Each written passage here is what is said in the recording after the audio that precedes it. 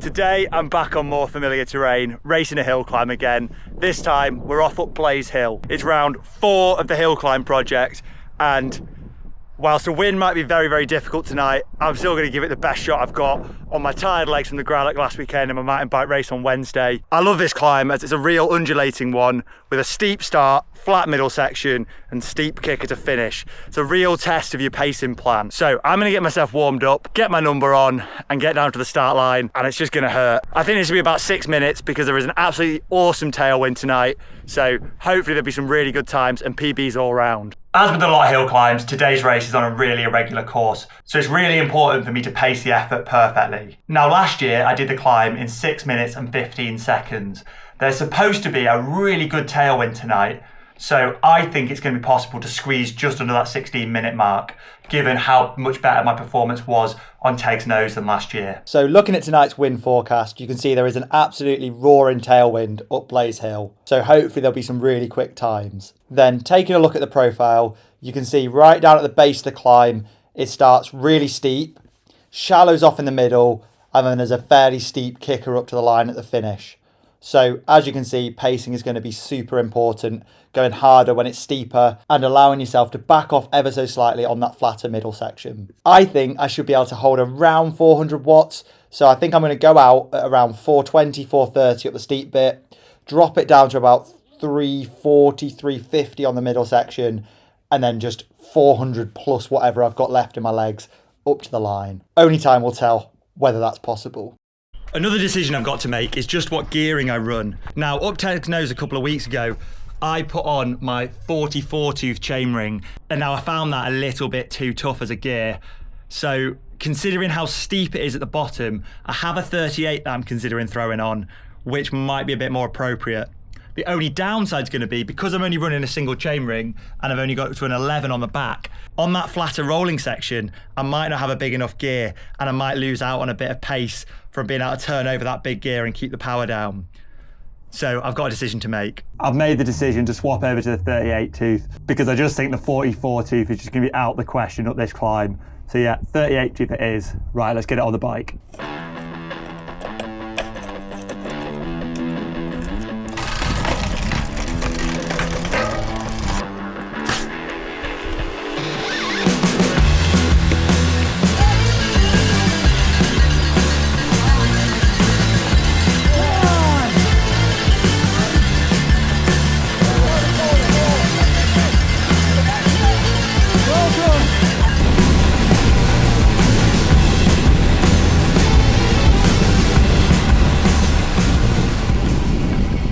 Five, 4, 3, 2, 1. Go on.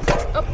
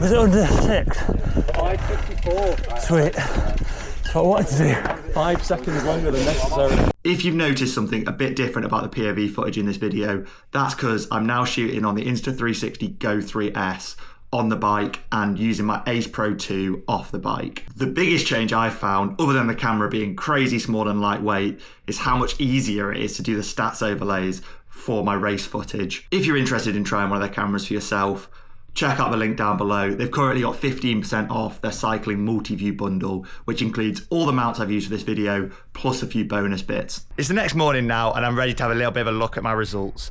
My average power of 388 watts. Rude. My average power of 388 watts was a really strong performance, but I don't think it tells the full story. I actually think this might be my best performance to date on a climb of that length. And here's why. As I said in the preview, this climb is split into 3 distinct sections. Firstly, there's a steep ramp straight off the line. This section took me around 2.5 minutes, and I somehow managed to average 453 watts for it. The next section is a bit of a rolling, undulating section with some little steep kickers, but mostly pretty flat. Now, I was spinning out really badly here because I didn't have a big enough max gear. I actually think this climb is one that really does favour a double chain set. On this section, I only averaged around 310 watts, which is why my average power has dropped off so massively. Then for the final 90 seconds where the climb gets steep again, I did manage to push it back up to around 415 watts average, leading to that overall average power of 388 watts, which, as I said, considering I've managed to do over 450 watts for 2.5 minutes at the start, and then not be so cooked that I managed to keep the power down fairly for that middle section and have enough to have a final kick to the line, I am really impressed with that performance. I think overall my pacing was actually quite smart at the climb, even though I would have probably liked to have pushed 20-30 watts more and kept that speed up a little bit better on the flat section in the middle. But what result was it actually good enough for?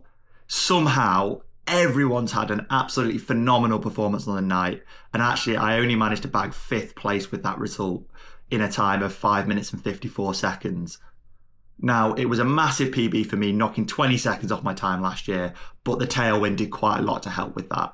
Kieran, who is an absolute beast at hill climbing, embarrassed everyone else, shattering the course record on the night. Even though I didn't manage to win or get on the podium, hitting them power numbers is a real confidence boost as I go into the next phase of my training. Now my sort of gravel racing block is over, I'm moving more into doing some targeted VO2 max hill climb work for the next couple of months to start sharpening up my legs for the end of our local club series and the national sort of autumn block of hill climb racing. Right, if you've enjoyed the video and you're one of my 90% of viewers that haven't already subscribed, please do get subscribed down below and give this video a thumbs up. It really helps the algorithm. Next up, I'll be racing one of the steepest hill climbs in the series next week, up Standing Stone. It's got an absolute wall at the end of the climb, up above 20%, and it's a real one where you have to save something in your legs for that, otherwise you will not get a good time. So I better go get recovered, and I'll see you all at the next race.